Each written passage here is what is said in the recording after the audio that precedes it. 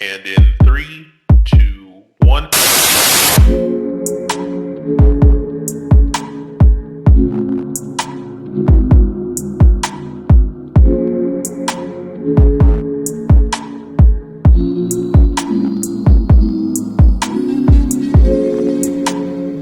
You are now listening to the Lapsed Graps podcast.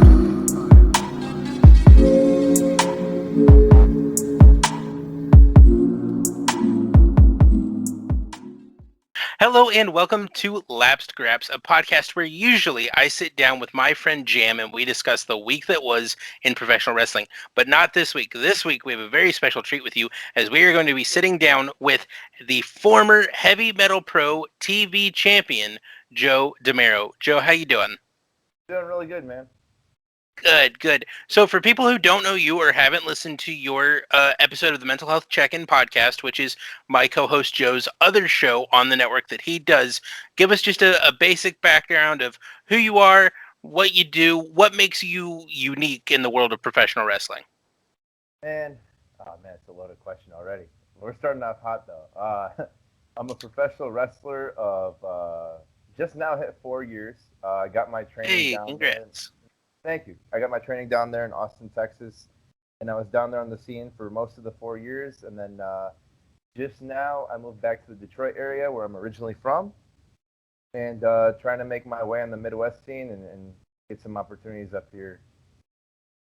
Absolutely. And speaking of opportunities, you were just on the IWA show that was streamed live to their whole YouTube audience on Thursday night and is going to be coming in the next coming weeks to IWTV. So what does it feel like being this guy who, was trained in Austin and grew up on a really young scene down there in Austin with, you've got Lucha Carnival, Wrestle Circus, not Lucha Carnival, Wrestle Circus, you've got Heavy Metal Pro, you've got all these young companies kind of popping up. There's New Texas Pro Wrestling, obviously MPX in that kind of area there. What's it feel like to work with a company as old and as storied as IWA? I mean, that's where Necro Butcher and Samoa Joe was. That's got to Yeah. be cool. Yeah, definitely. Chris Hero, Tyler Black, Truth Martini, Jimmy Jacobs, the list goes on. But for me, IWA was definitely one of those, like, I got to check that off the list kind of places. I'm really happy I got my start or my roots in Texas because it felt more like a wrestling community there. Seeing the same guys at every show, making the rounds on the road. And it's cool because everybody in wrestling kind of knows everybody, either like directly or through mutuals, and just the experiences and the memories there. I'm really happy I got my start there, and it's such a big state, so you could work a lot of places. But I didn't answer your question initially. What makes me unique? I think my whole experience is unique, just from the way what I did before wrestling, how I got into it, the people I met, the amount of time I spent in Texas was for a reason. I'm coming to learn now, and I'm really coming into my own, coming back to my hometown area, and getting into the Midwest scene. So I'm sure we'll get into all of that, but yeah, I didn't want to brush over that. Oh, no, absolutely. And I appreciate you circling back for me. So you say that the amount of time you spent in Texas was for a reason. Now, is this just covering your training and kind of getting your a little bit wet behind the gills there? Or are you talking like in your personal life as well? A little bit of both, but mostly to do with the training and the reps. The way I came into wrestling was like I started at the beginning of 2017. So that was like the height of Wrestle Circus and indie wrestling and just wrestling in general hitting a new like boom period with Glow on Netflix and WWE signing a bunch of indie talent and New Japan going crazy. Like I don't know, everything was so you couldn't keep up with the content that was coming out. And I still sometimes can't, but just saw everybody blowing up and everybody getting buzz and wrestling in general getting a buzz. So the way I thought about things is like, all right, I gotta get trained and like immediately start going to big shows and stuff. But like the amount of time I spent there taught me, okay, like you gotta get reps in, you gotta have good times, you gotta have bad times, you gotta learn certain lessons in and out of the ring that make you stronger, like mentally and physically, to get to that level that you want to be at. So I think Texas was good just because of all the different places I trained there, the people that sharpened me up, the people I was around in Austin, kind of like my friends that I trained with, either whether they graduated before me or anytime ACH or Ricky Starks would come in, um, just being under their learning tree too helped sharpen me up a lot. So uh, I thought I was going to be there for like maybe 2 years, 3 years max, and then start hitting the road and doing this road life and stuff. But I ended up staying there another year and a half than I intended, and I'm very grateful for that because it gave me time to develop um, a lot of skills that weren't necessarily lacking. It's just they never had exposure to get better. So I just needed more time to be seasoned because me as a person, I'm not very natural, whether it's like anything academic or athletic or anything. Like I take a lot of time to learn something, and that's just by working on it and getting reps.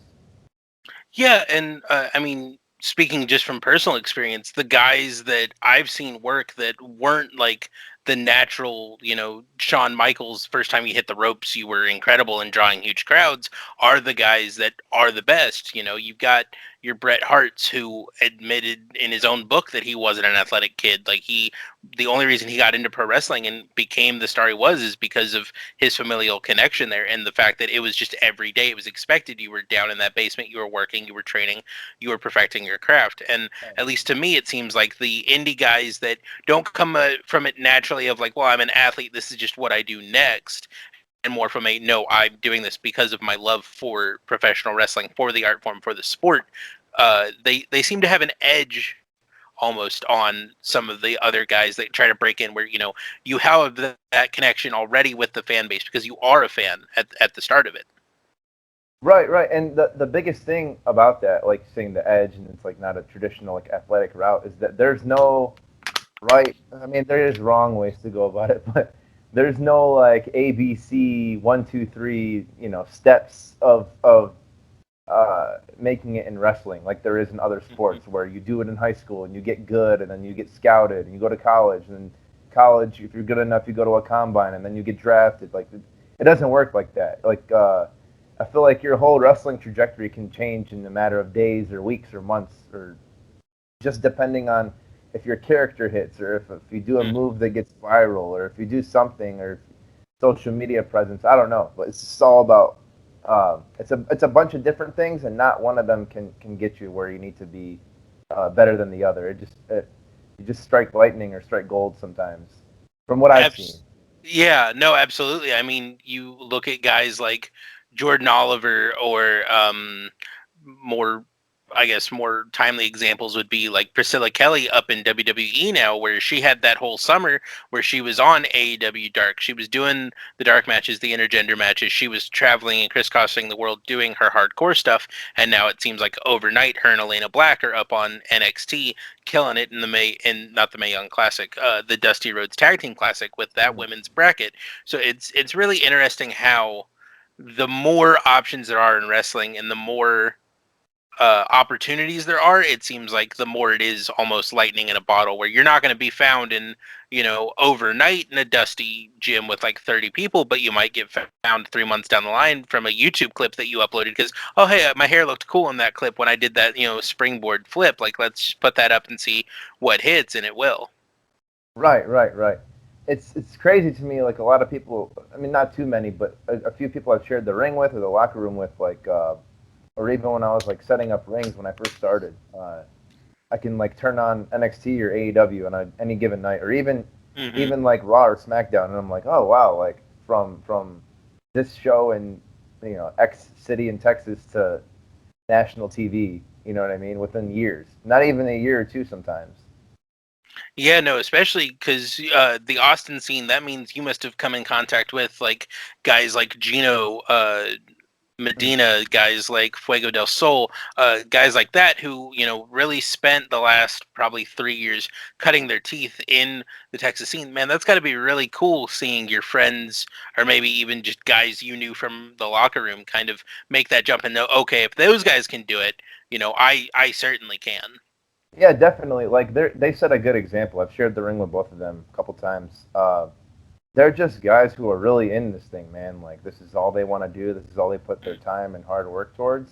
and you see it paying off. So if you surround yourself with like-minded people and people with the same work ethic, and if you don't get too crazy on yourself about having it happen tomorrow, I feel like it's bound to happen if you keep putting in the work and putting in the time. Like, I know it sounds cliche, but you can only apply yourself so much before something starts to happen, even a little bit. And I've seen that happen for me a couple times, like even in small scale stuff. So I'm just gonna keep staying consistent with it because I think that's the best thing you can do.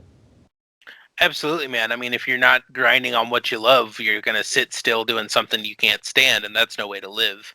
Right, right, and I think it has to be said you should enjoy the journey with it too. Like the reason I said I think I stayed in Texas for such a good amount of time, whether I wanted to or not, at any given point I was okay with it or not okay with it, or eager to get out and get on the big shows. I, if I had to if I get injured, God forbid, knock on wood, Mhm.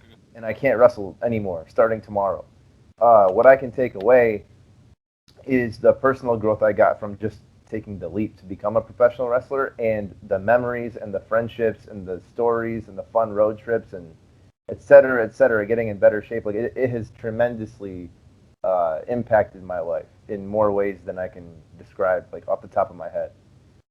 Absolutely, man. I mean, it's one of those things you never know until you do, and you never do until you try. And you always are going to have that ability to say, like, no matter where your career goes or what happens, you'll always be able to say, I put myself out there, I gave it my fair shot, and, maybe it worked out, maybe it didn't, but I know that no one can take away from me the amount of work that I put in. Right, and the return it's given me is, and I'm such a big advocate for this, like whether, friends or people on social media, like to do whatever it is they enjoy or have a passion for, because it has opened up so many doors for me that I had closed, Hmm. like gotten rid of a lot of insecurities, a lot of overthinking stops. Like I feel more myself than I ever have before, just because I went to pursue and I'm currently pursuing what I want to do, and I'm in a position where I don't really have to compromise too much right now, and I can do that because I work towards that, so it feels great. Yeah, absolutely. So circling back onto your statement earlier talking about IWA Mid South. Were you more of an indie guy growing up, or were you like staunch in the WWE kind of camp? Like, where did your sort of allegiances lie as far as like your viewing audience when you were growing up? That's such a great question. I can answer that really easily. I knew of like indie wrestling growing up. Like I think I would see like some local commercials once every couple of years for like wrestling that isn't WWE, like in the local area. And I knew kind of like that's where wrestlers came from. Um, but I was always like a WWE guy, like through and through. Like even Monday Night Wars, I was like 3 or 4 years old and like strictly WWF, like Stone Cold, The Rock, Triple H, Undertaker, Kane, like Hmm. excuse me, that was like my whole, I hated like I'm not saying anything about their work, but like as a kid, I didn't like Goldberg because I thought, oh, this is the guy who's supposed to be better than Stone Cold. No way. Like I didn't like Sting because I liked the Undertaker. Little things like that. I didn't like Right. NWO because I liked DX. So I was always a WWE kid, even in middle school and the beginning of high school. My friends were getting on TNA because Kurt Angle, Samoa Joe, Booker T, like Ric Flair, Main Event Mafia, all that stuff was happening, and like here was me like, no, it's not WWE. I'm not watching that. Like, look, the crowd size is small, and why is the ring 6 sides, and it only comes on one day a week. This is Bush League wrestling, but here I am at 26 watching that time period of Hmm. impact to like learn from it and see why it was so good. So yeah, I was definitely always a WWE guy, and the only until I started like thinking about training, like around 2014, 2015 is when I started entertaining, like watching some Ring of Honor stuff and some indie stuff, but it was only to see like where Tyler Black, like Seth Rollins, or where Dean Ambrose like started out. You know what I'm saying? So I saw the FCW stuff because I figured out, oh, they had to start there, and then I figured out, oh, they didn't just come from FCW, like they came from this scene or this show. So that's how I kind of started branching out more. And then once I started training, it was like, all right, I got to be like fully immersed. I can't just be like WWE because that's one style of one product, and they work a little bit different there once they get to TV. Yeah, no, absolutely. So WWE would be the goal then, I'm assuming. Yeah, essentially, right now my goal is just to kind of go with the flow, but always get better and make a living off of it. Hopefully sooner rather than later. But Hmm. if I had to write it out, like I said, there's no 1, 2, 3 ABC way of doing it. But in a non-COVID normal world again, I would like to hit all the different international territories and then kind of hit every promotion, like TV or not, that I want to be on. And then yeah, eventually land with a major company. Fantastic. All right, where do I want to go with you next? Okay, so you moved to the Midwest. You had your time in Texas. You moved to the Midwest to pursue the different opportunities there. I'm assuming like Chikara, obviously IWA, maybe an ICW kind of a situation there. What was the main kind of driving factor? What was the thing that happened that made you go, okay, I spent my time in Texas. I had my 4 years. I've got lifelong friends here, but I need to go. I need to go. Otherwise, I'm gonna get stuck. Or maybe there wasn't even that moment. Maybe it was just something else entirely. So my original plan was 2019. I'm gonna leave Texas and do the whole everybody who has ever been successful from Texas wrestling leaves and moves to the Midwest, whether it's St. Louis, Chicago, Indiana, whatever. I thought that was the move, but pretty early on into 2019, I started to be honest with myself and see where I was at skill wise and mentally, how I would approach matches and shows and stuff. And heavy metal started doing a weekly show, so I was like, you know what, I need to take more time to figure this out, like training wise, where being honest with myself and getting better.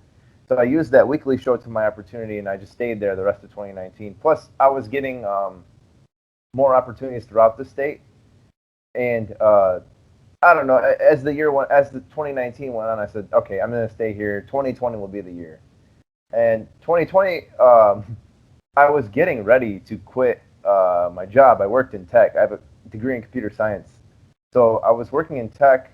That whole time, I was training and wrestling. I'd use all my PTO and like my weekends for wrestling, and I was getting ready to quit sometime in April, and the pandemic hit. So Hmm. I was like, all right, man, I had Mania weekend planned. I was going to go train in LA. I was going to train at Booker School for 3 weeks. I was going to go to Germany for a month and do the WXW Academy. Like, all right, 2 weeks of this pandemic will be good. And then 2 weeks turned into the end of April and then all this stuff. And I'm like, all right, well, at least I get to work from home and then just train. And a lot of things are closed down. So I'll just focus on, bettering myself. And then I got laid off from my job, and I was like, okay, all right, cool. And then I didn't renew a lease on an apartment, so my roommate I was staying with ended up getting a single bedroom, and I just stayed on the couch that I gave to him for like 2.5 months, and that's when I decided, all right, I think I'm gonna go back home to Michigan. It's the first time family and friends are all home from school or college or moving away from work for work. Everybody's home.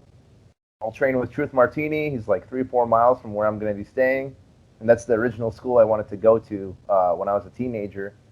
So I just decided to pack everything up, everything I own. I sold all my big items and furniture, so everything I own can fit in my Camaro right now, like which is no big space at all, trunk or back seat wise. So packed it up and drove 22 hours at the end of May back home to Michigan, Detroit area. So I've just been here ever since, and I've been training a lot. I've been doing a show here and there that's under COVID regulations. I get tested once a month, so that I mean it's not fun, but I do it to stay safe. And I don't know, opportunity after opportunity, meeting guys and people talking and stuff. You get to go to IWA and other shows in Michigan once in a while. So I'm good now. Like I'm in a good space now. It's a long-winded answer, but that's basically how I got to the Midwest. My original plan was Mania weekend, LA, Houston at Booker School, Germany, and then come back to the Midwest and see what happens after that. But pandemic happened, and just ended up coming back here and training a lot,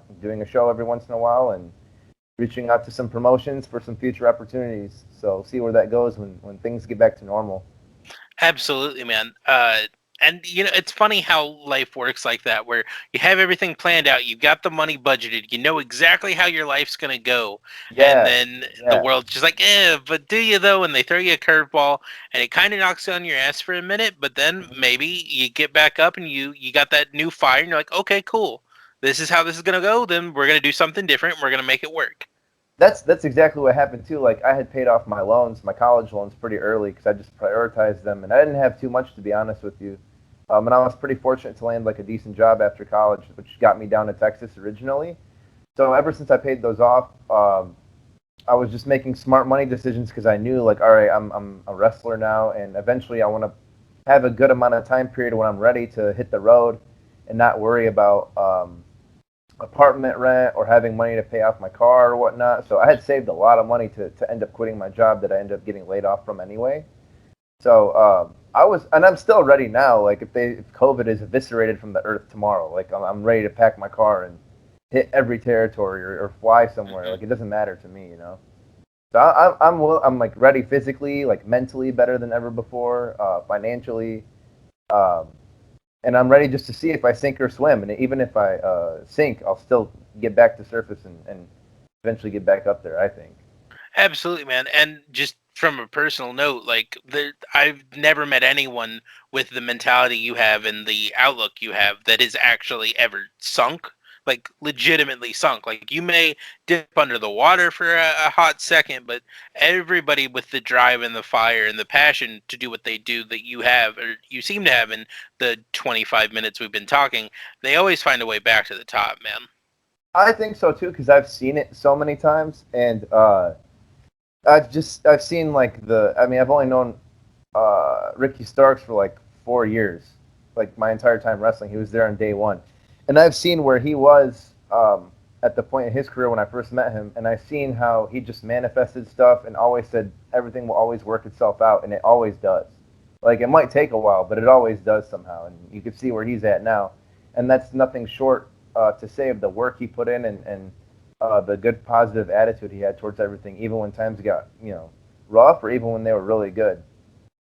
Yeah, no, definitely. Ricky Starks is one of those guys where, once the greater wrestling world as a whole got a hold of him, it was like, oh man, he's an overnight sensation. He was on NWA and then he just showed up on AEW and now he's part of Team Taz and he's huge. But growing up in Texas and being around that Texas scene for so many years, he was everywhere. He was constantly working, constantly traveling, doing, several shows a week, weekend if possible, and it's really cool seeing him kind of finally get that break and just run with it.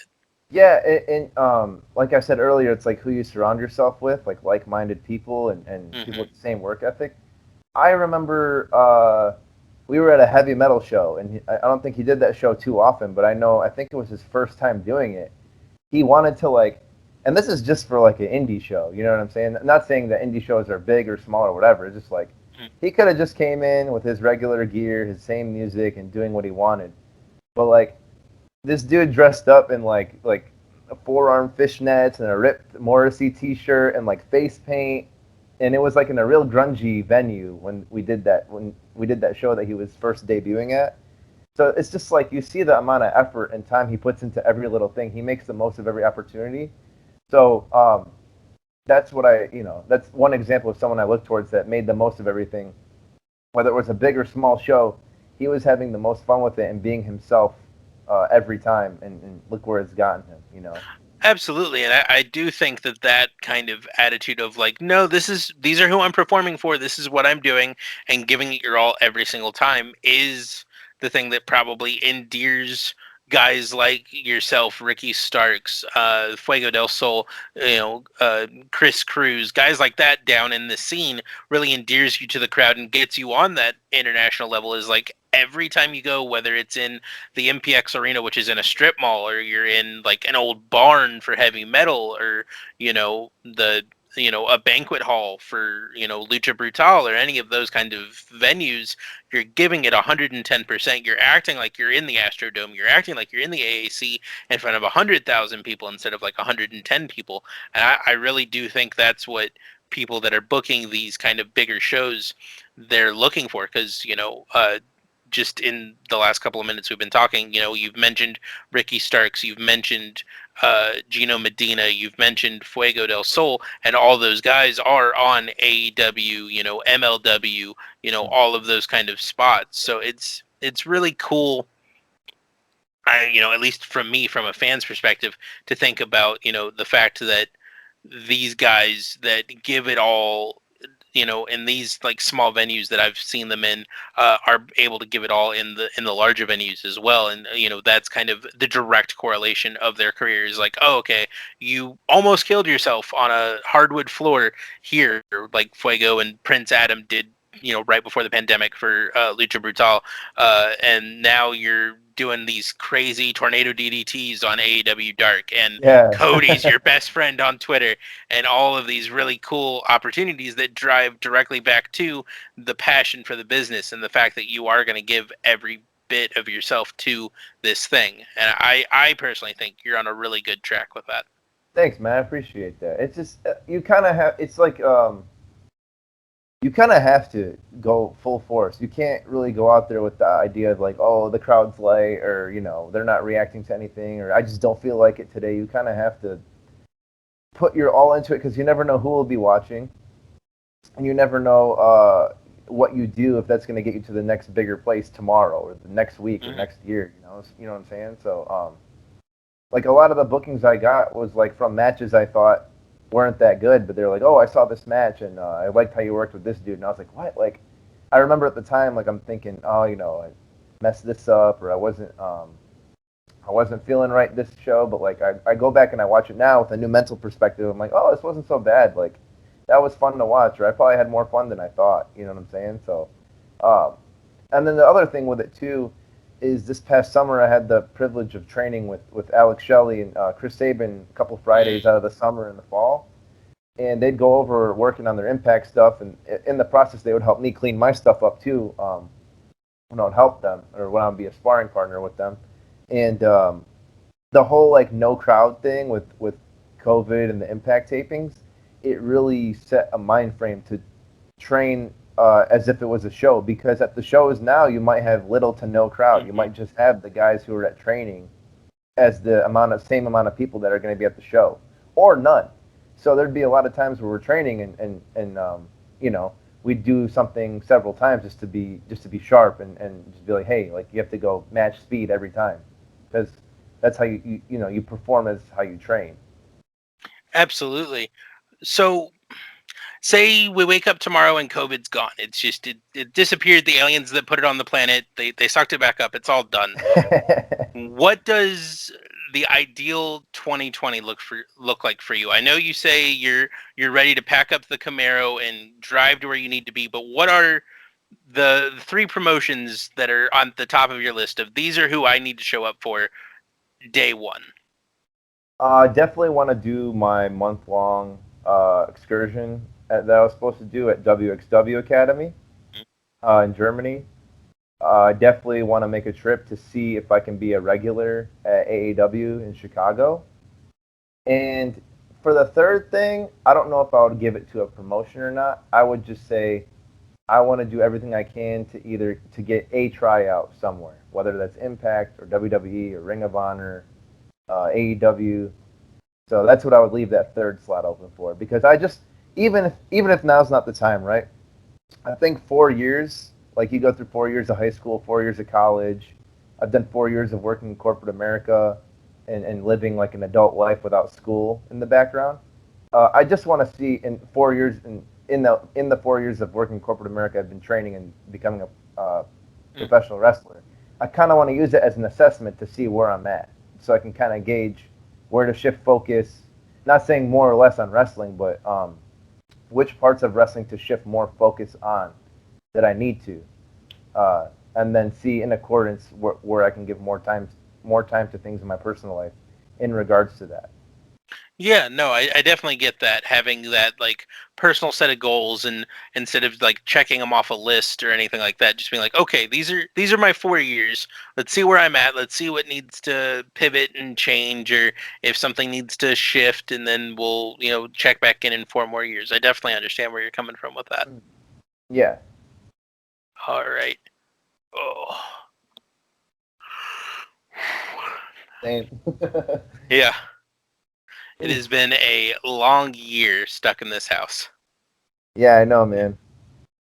Crazy. Oh man. Okay, so just circling back around to your IWA cool. Just circling right back around to your IWA stint and the appearance there on that card.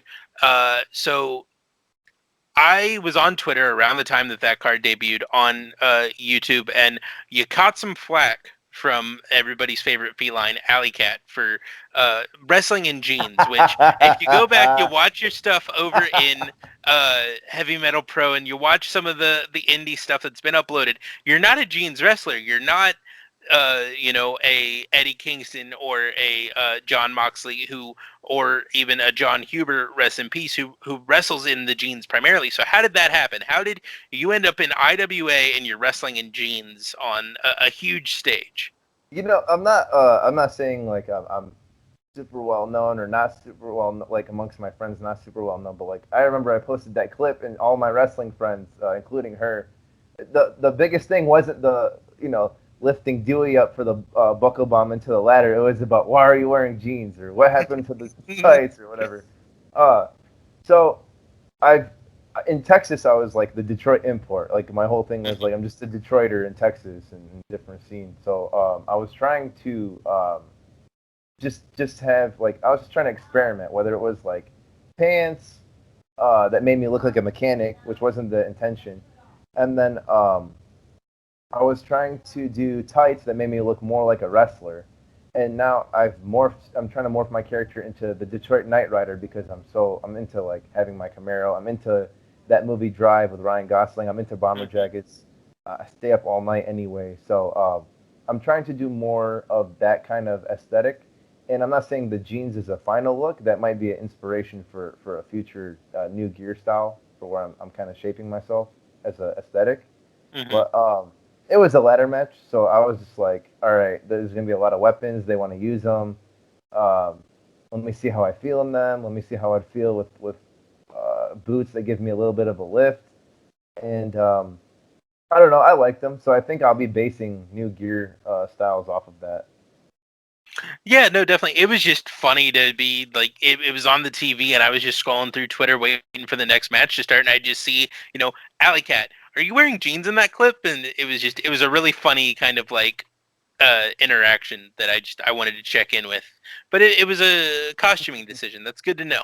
She it's funny. It's funny when she chimes in. She actually helped me a lot in the beginning of my training because we're both from the same wrestling school. Hmm. And she had a hand in like helping me get ready for my first match. So it's just kind of funny to like see that she's made her way on this side of the scene and like kind of doing well for herself too. Oh yeah, man. She's been killing it the last 2 years. Yeah, That's definitely. that's got to be really cool too. Just coming from that school, because you said you were working with uh, Gino Medina in that school for a little bit too. Just seeing all of these guys that you trained with and that were kind of around when you got your start, making names for themselves in such different ways. Alley Cat with GCW, Gino with MLW. Just kind of seeing that there are multiple ways to be successful in professional wrestling and have a career that allows you to kind of step away from that day job and just do wrestling while at different, like, I guess levels is the wrong word, because for so long, especially when we were growing up, it was WWE is the only way to do this. Like you had your Hornswoggles who were running companies out of Wisconsin, but they weren't making any money. Uh, WWE was the only way, and now in this kind of resurgence of indie wrestling, there are so many different options for people. Right, right. And just as a footnote, I trained. Alley Cat was already graduated and trained by the time I got there. She would just help out in class, and then Okay. Gina was trained actually at Booker's School in Houston at Reality of Wrestling. But Right. I did pop in there a couple times, and I've been on a couple like a good amount of shows with both of them. That's where like the influence with them two specifically comes from. But Gotcha. to go forward with the options and stuff, like I said, like wrestling has been through such a boom period, and I don't know if it's cooled off or gotten bigger, but it's like there's opportunities to make money just from merch alone. You know what I mean? Not even just bookings or whatever. Hmm. And you don't have to be signed to do that. There's so many avenues to make money off of wrestling. There's Patreon and um, merch, the bookings itself, and then I know people do virtual. I don't know what they're called, cameos or whatnot. Once you get to that kind of Hmm. level. Um, yeah, and then as soon as the more you get skilled and the more buzz you get, I'm sure your booking rate goes up, and more things like gas and hotels get compensated for. So you're netting more money as you get better and bigger. Yeah, absolutely. So let's say hypothetically you don't ever sign that contract with the big company. You are an indie guy through and through for the length of your career, 10, 15, 20, however long you plan to do it.